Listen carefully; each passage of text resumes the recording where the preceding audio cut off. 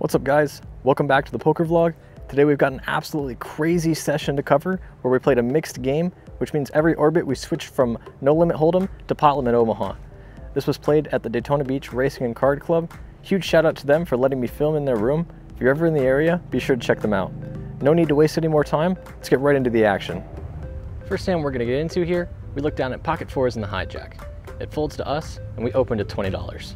Both the blinds call. We're going three ways to a flop of Ace King 3, which is a pretty good flop, all things considered, for both our range. It's not really that great of a flop for our hand, and the small blind agrees with that last statement, as the small blind leads for 15. The big blind folds, and it's back onto us, and in this situation we kind of have to consider our options. Because the small blind just flatted our raise pre-flop, the range is going to be capped, and the best hands they could probably have here is bottom set at best. We can have all the bigger value hands, and if we did have one of those big value hands, we're probably not going to be raising here because we want the small blind to continue doing the betting for us. We make the call, heads up to a turn, which is a deuce. This is a really good card for both our hand and our range as we pick up a gutter and the board doesn't really change at all. The small blind agrees and the small blind checks. On to us now, and we decide to bet $60, planning to bomb the river on any card that doesn't really change the board state. Luckily, we don't have to because the small blind lets it go, and we pick up our first pot of the day. On to our second hand of note, we look down at a pretty suited connector on the button, facing the same player from last hand actually, who is now in early position and has raised to 15. Now, Upswing Poker says to be wary of the under the gun raise range. However, Upswing Poker forgets the range addition for making vlog content. We decide to 3-bet to 60.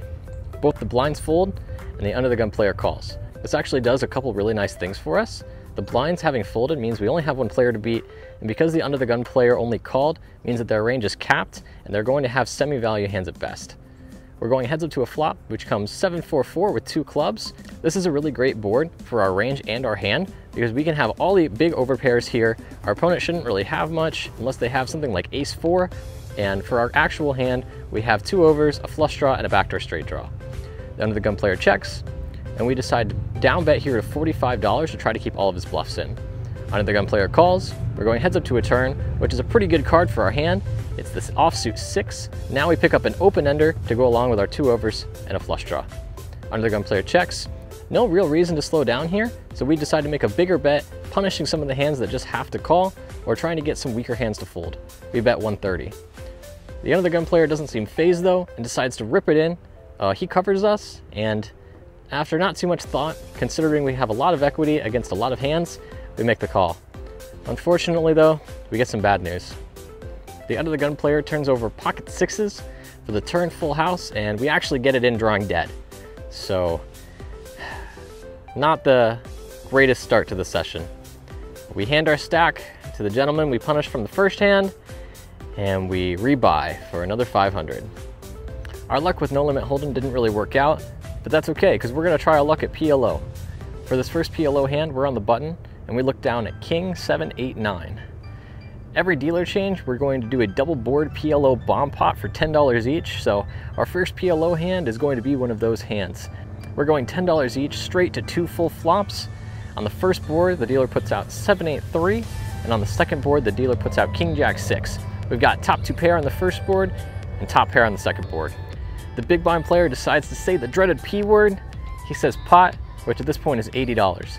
There's 2 calls, and we're on the button. No real reason to raise here, since we can see what develops on future streets. We decide to make the call.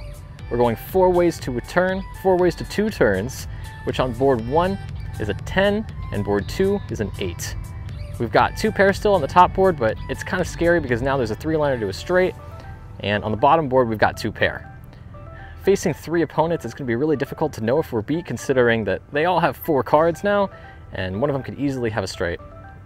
However, it checks all the way through on the turn, so I'm not really sure what we're up against, but I'd really like to see some improved rivers. The river on the first board is a 7, and the river on the second board is a deuce. We fill up on the first board, let's go. The player in the big blind who led the bet on the flop decides to bet 300. It folds to us, and we pretty much snap call with a boat on one board and 2 pair on the other. And then we get some really interesting news. The player in the big blind rolls over pocket 10s for a bigger boat on the first board. We did not expect that, but they only have a jack on the second board, so we chop this one up, and after thinking we were definitely winning the top board, I'm pretty happy to be able to chop this one. Definitely feeling like we got a little bit lucky, but we'll see how the PLO develops.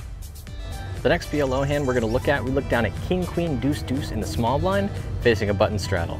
Now, this hand should probably be a fold, considering that if we ever make a set with pocket twos, it's always going to be bottom set, and if the board pairs, it's always going to be bottom boat. However, that doesn't account for folding doesn't make good vlog content, so we make the call. There's about 15 limpers if you count the table next to us, so in this hand we're going multi-ways to a flop out of position. There's a jack in the window, but there's a nice deuce underneath it. So we make our set, we check, an early position player bets 75, which is almost pot. There's one caller and it's back onto us. We can close the action here just by calling, and I think that's the good idea. We decide to make the call, planning in this hand to kind of just go check call with most of the streets. So that's the plan. We're going 3 ways to a turn, which is a total brick. Again, we're going into check call mode, so we check, but luckily we don't have to do the calling part, or if we were ahead, unfortunately we don't have to do the calling part because it checks around. Off to a river, really planning to go check call, but the river is another complete brick. We check, the early position player again checks again, and the last player checks. That early position player confidently announces 2 pair. We give him the bad news that we've got that beat. We scoop a nice little PLO pot here, and it feels good to get chips pushed our way that aren't chopped. Got another really interesting PLO hand here coming up for you. We're in the big blind, and we look down at King, Queen, Jack, 7. There's more limps to us than a hospital, and with this hand, it's not one of the premiums, so we decide to check our option. We're going multi-way to a flop, but our hand gets a little bit better when the flop comes King, King, 3, we flop trips. With the entire table and what feels like the waiting list left to act, we decide to check here, planning on going check call to see what develops. The player to my left doesn't share that ideology though, and he decides to bet 30. The button calls, and considering we can just close the action here to see what develops, we decide to make the call. We're going 3 ways to a turn, which is an offsuit 7. It's the absolute dream card. We've got the current nuts. We decide to check, planning on going for a huge check raise here for value. However, the player to our left also checks, and the button checks. Feeling kind of defeated when we missed a street of value, although there's not really much we could have done because we have to check a lot of our hands here to the razor. The river is an offsuit 10, doesn't really change much, and I say the dreaded P word, pot, which at this point is about $120. The player to my left snap calls, but he doesn't raise, which is really good considering that King 10 now beats us, and if he had King 10 specifically, which he would have to have the case king, yikes, that would be rough, but he didn't raise us, so he doesn't have King 10. The button folds, and then we get some interesting news. The player to my left actually turns over King 7 as well. Really thought we were winning, but we actually chopped this one. Let's see if we can get another big pot from this player in the future. Alrighty, we're going back to the home turf. We're playing No Limit Hold'em. We're under the gun, looking down at pocket 7s, and we make it 25. The player from the last hand calls, and a player across the table calls.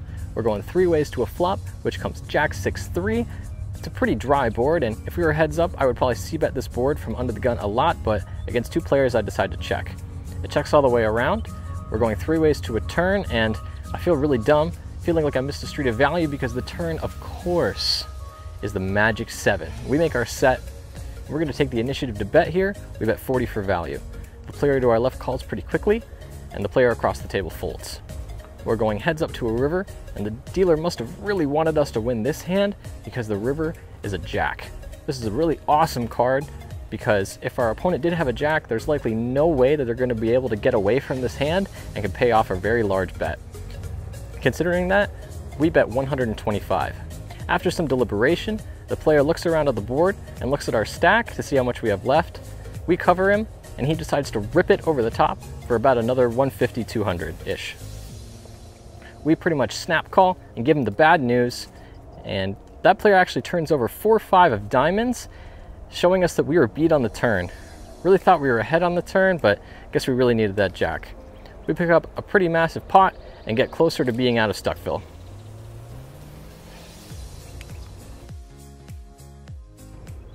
Before we're even done stacking our chips from the last hand, we're dealt ace queen of hearts in the big blind. Now, when you win a big hand and then you make a pre-flop raise in the next hand, people aren't generally going to give you a lot of credit because now they just think you have chips and want to be a bully. So if we're going to make any significant accomplishments with this hand, we've got to make it big. There's a couple limps to us, and we decide to raise to 55. One of the limpers calls, so we're going heads up to a flop, which comes deuce 4-6, 1 heart. This is a pretty good board considering it's low. We've got a backdoor flush draw and 2 overs. We decide to down bet here to 40 to try to keep some of the limpers draws in. The limper calls, we're going heads up to a turn, which is an offsuit 9. This is a pretty good card, all things considered, because it doesn't complete any draws, and it's unlikely that our opponent is going to have many 9s. This is an okay card to semi-bluff on, although it would definitely be better to bet a heart, but we decide to pump the variance and bet big anyway. We make it 125. Unfortunately, we picked the wrong time because the limper decides to rip it over the top of us for a relatively significant amount. There's not really a lot we can do here other than fold, because even if our opponent is being a donkey and rips it in with bottom pair, we're only drawing to an ace or a queen at best. So not much we can do. We make the fold. Fighting back at us, our opponent turns over 5-7 of diamonds with just an open-ender. You got us this time, but we'll get you next time. Not too many hands after that last hand, we decide to rack up, booking a loss of $390, which equates to $130 an hour, or 26 big blinds per hour. All things considered, we don't really play PLO a whole lot, so to enjoy a game that we don't normally play, I'd say this is a pretty good price to do so. That's going to be all for today, guys, and remember, like always, keep your body healthy, keep your mind healthy. This is Runner Poker. Have a good one.